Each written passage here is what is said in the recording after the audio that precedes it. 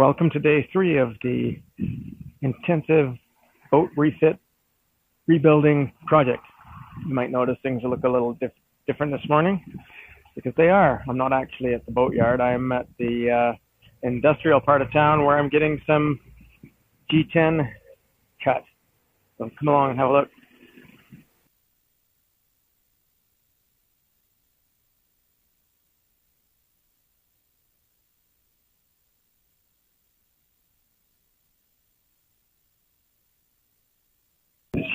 John and Shane? Yeah. You're in the camera. All right, so we're inside the shop here. This is Shane standing in front of the machine. He's the machine maestro. This is a waterjet cutter looks like. Got some steel in there. I guess that must be stainless, eh? We got some stainless sitting there waiting to be cut. Oh, and there's the backing plate. Excellent.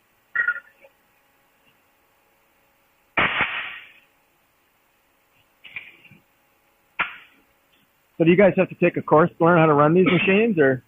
When you buy the machine, they come up and give you a course for 3 days. Nice. It's a good course.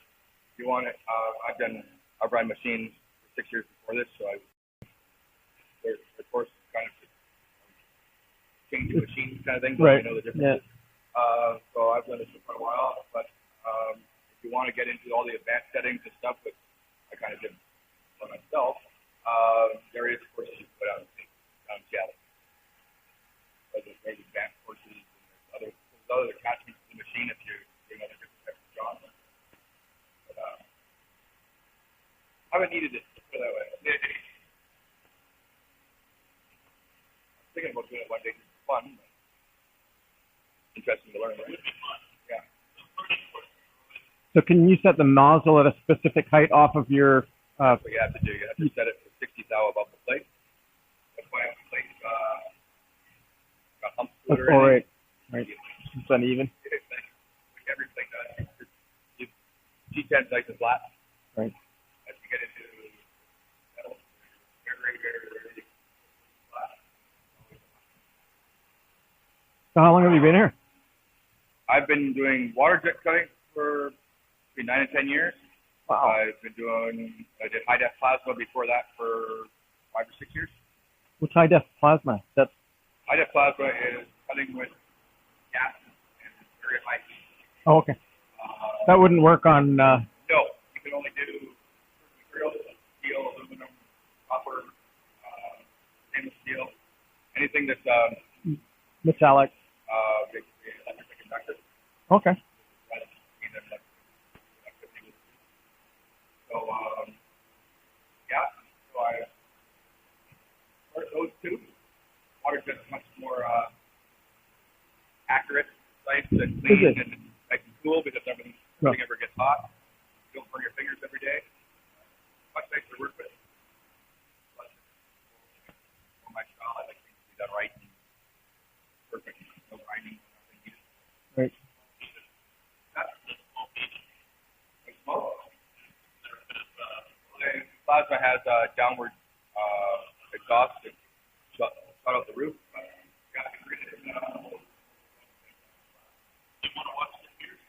Yeah. Yeah. Blast away. Yeah, I'll leave them up on. He'll be getting wet. Although he has a water mask.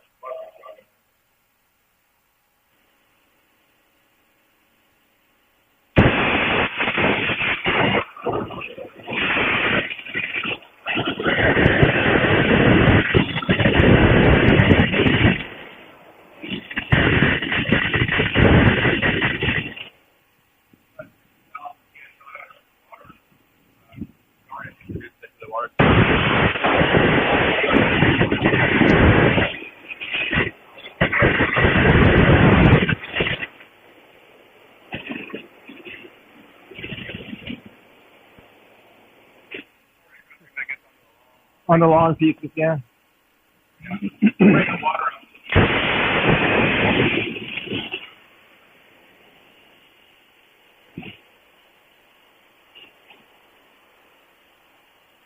Why does it flood like that? That's the way we usually cut underwater, a lot quieter, Oh, okay. That noise, man.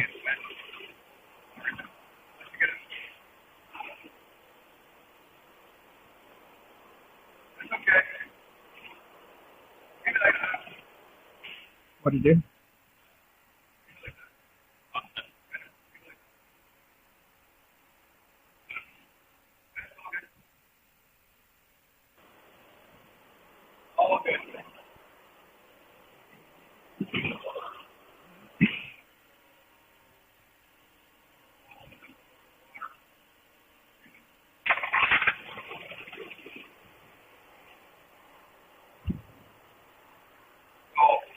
With plasma cutting also, it's a lot faster than this.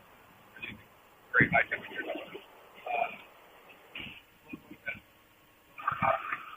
More accurate. More accurate, less cleaner.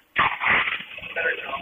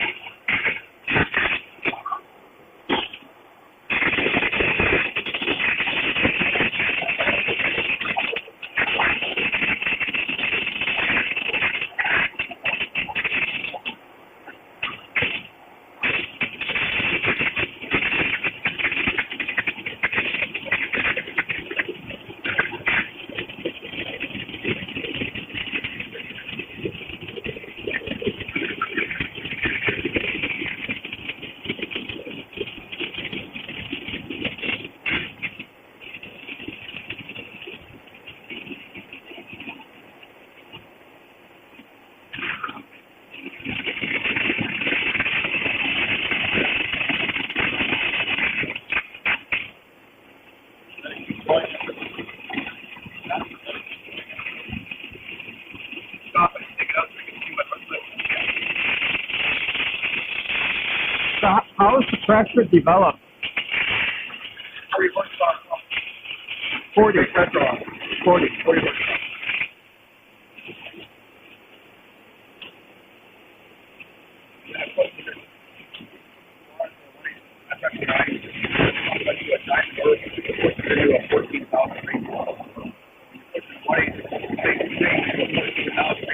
Pressure goes way up.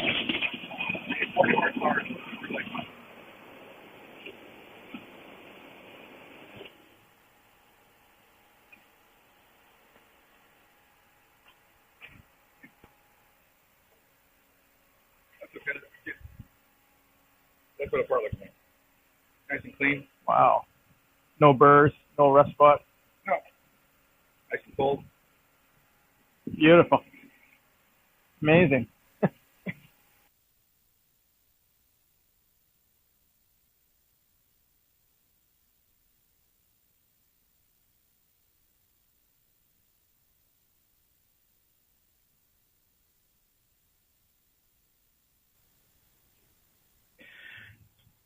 So first order of business on day 3 is to take out the through hulls that I was using to center the backing plates yesterday.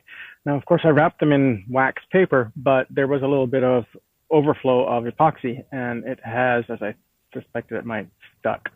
So I've got my handy through hull removal tool with a big lever in it, and we'll give it a twist and see what happens.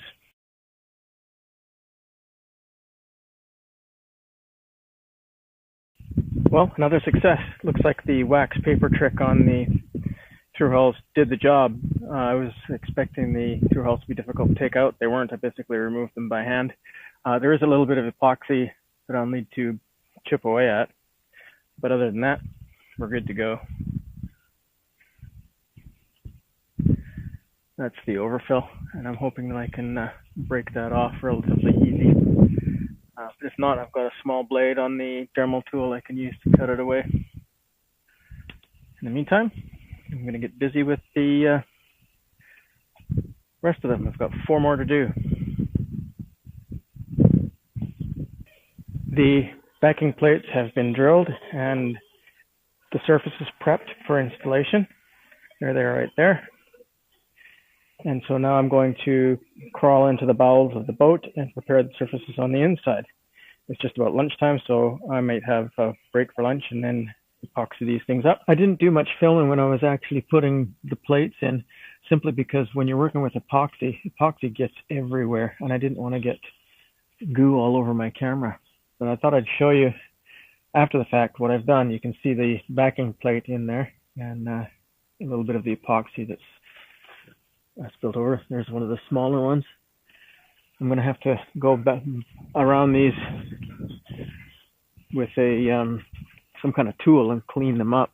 This stuff is quite hard, and I'll need to clean it.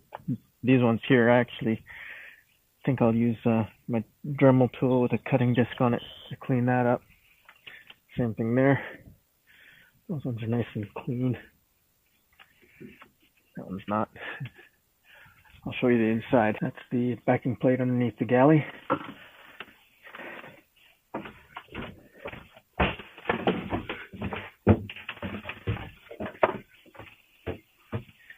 There's the backing plates, the head. Looking just like I wanted them to.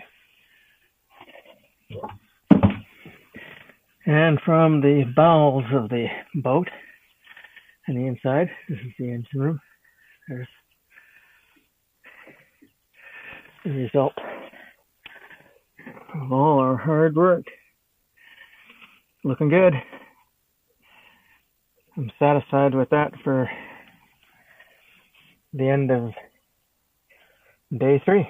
So as always, fair winds, following seas, and God bless.